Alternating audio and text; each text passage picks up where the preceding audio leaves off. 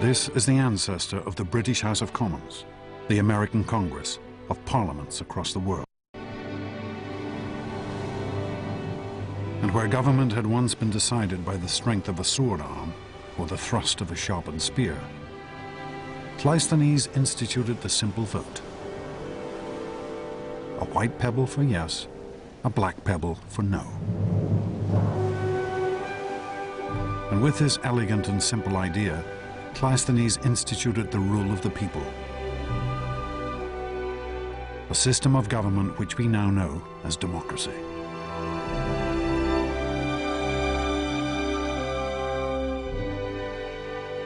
The Great Athenian Assembly would gather every 9 days to vote on issues covering the entire administration of the state, from the raising of taxes to the building of roads, from the price of figs to the declaration of war.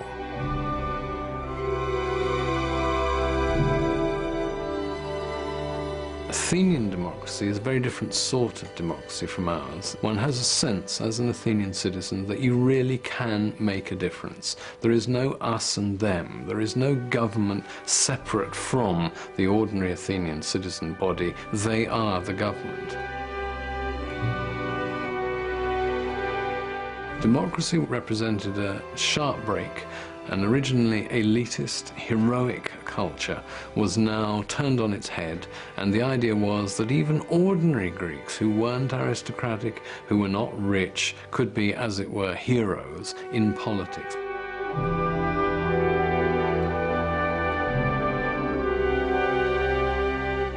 It was a system of government that would transform this tiny state and would set off one of the greatest flowerings of civilization the world had ever seen.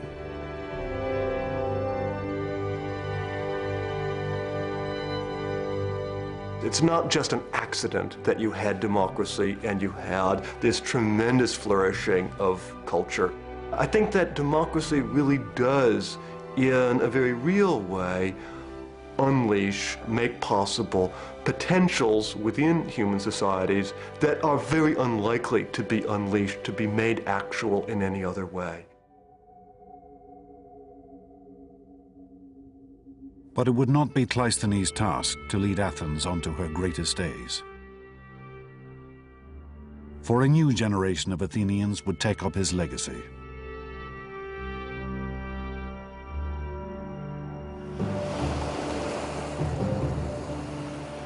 These Athenians would face struggles that would have stunned their ancestors. For they would have to defend their state from invasion and destruction.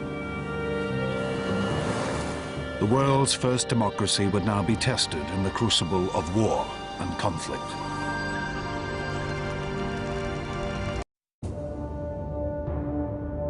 (490 BC), 18 years after the founding of democracy, a lone figure runs across the mountainous terrain of Greece. His name is Phidippides, and he is a citizen of Athens. On this day, Phidippides will make one of the most astonishing athletic achievements in history. The inspiration for our modern marathon.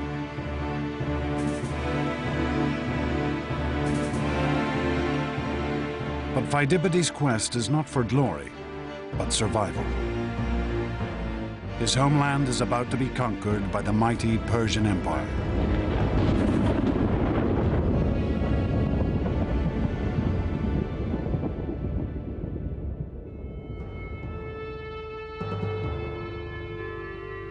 In the early 5th century BC, the Persians were the greatest power on the world stage.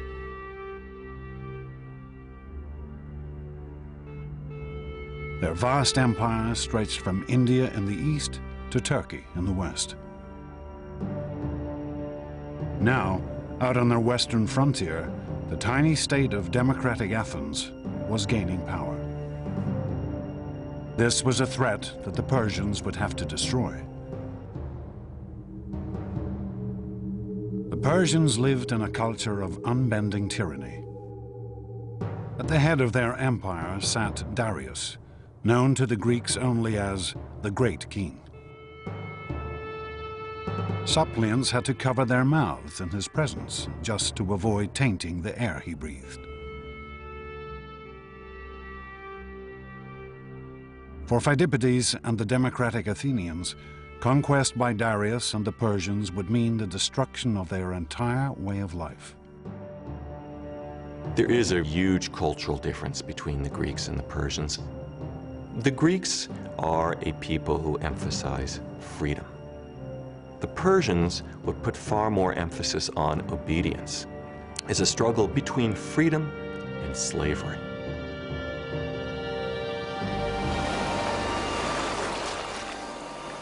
The Persian force landed at a sandy bay called Marathon, just 26 miles from Athens.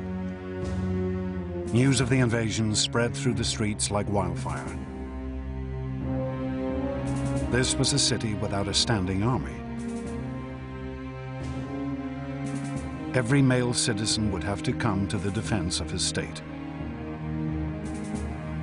The poorer citizens have spears, sticks, bows and arrows, whatever weapons they can find. But the heart of the Athenian force would be the hoplites, men who could afford heavy bronze armor, a shield, a spear, a sword. The Athenians would field a small but determined force. That's probably the first time in the history of the Athenian state that the entire population had been mustered. And for them to field 10,000 hoplites out of a citizenry that might have only been 20 or 30,000, it's a level of involvement that's astounding. But as they faced the Persians on the battlefield, the Athenians held out little hope of victory. They were outnumbered by 2 to 1.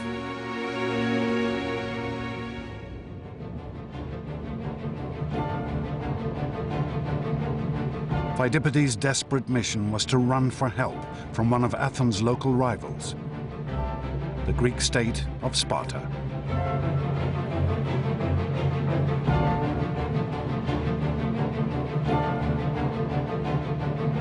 Even as he ran, Pheidippides must have imagined the horror that his fellow Athenians now faced.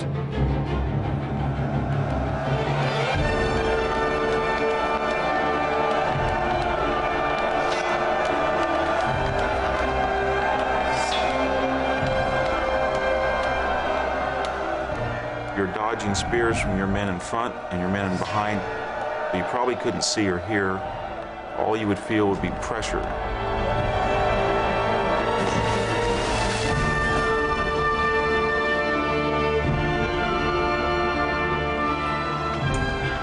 You wouldn't see the sword plunge that took one of your testicles off. You would not see the spear thrust that took your head off. You would have no idea what was going on, just the momentum that carried you ahead.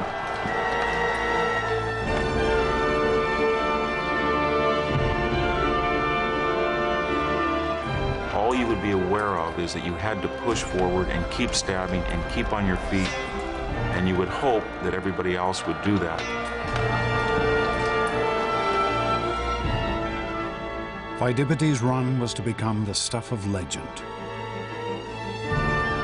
Fired by the terror that his fellow citizens were being slaughtered, he ran 140 miles in just 2 days.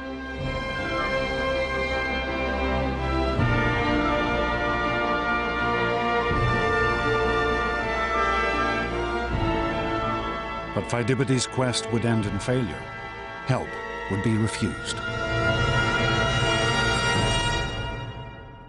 He was left only with the knowledge that his fellow Athenians would have to fight alone.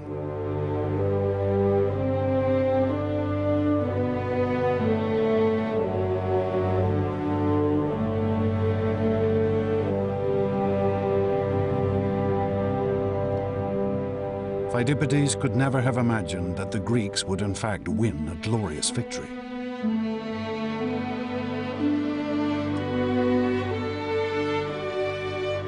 The Athenians had rushed at their foe in a headlong charge. and the Persians had scattered in the face of their assault.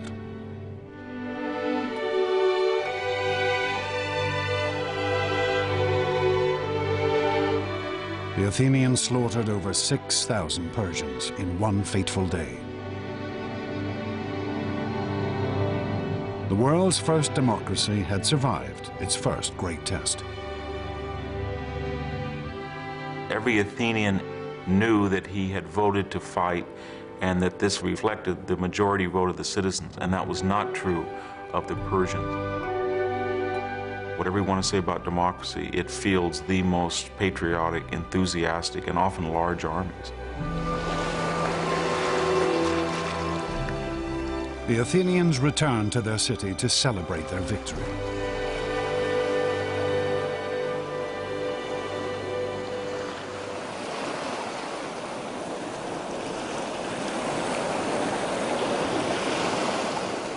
But amongst them was one for whom the war with Persia had only just begun.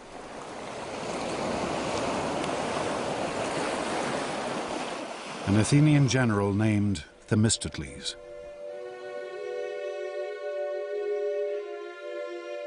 Themistocles had fought on the battlefield at Marathon.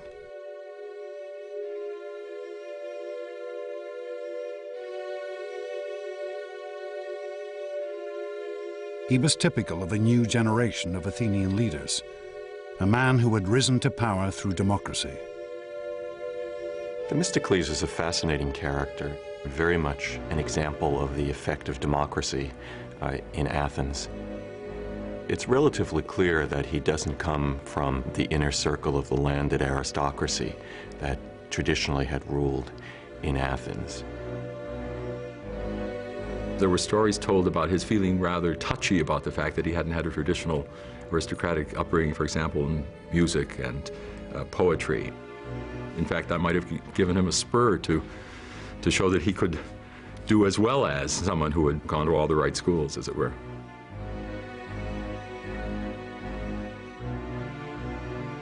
Themistocles' opinion of his common origins was blunt and straightforward. I may not know how to play the lyre or flute, but I do know how to make a city great. Themistocles had learnt the skills of leadership here, the Democratic Assembly of Athens. From this very podium, Themistocles would now show himself to be one of history's greatest leaders, the savior of his city. For Themistocles alone recognized that the Persians might still be a danger, and that next time, victory for the Athenians might not prove so easy. Themistocles realized that the Persians, if they came again, it would be in a way that made sure that they weren't going to be defeated by land again. There was no way that the Athenians could rely on traditional hoplite fighting technique. Themistocles began to form a bold new strategy, employing the most advanced weapon of the day, the trireme.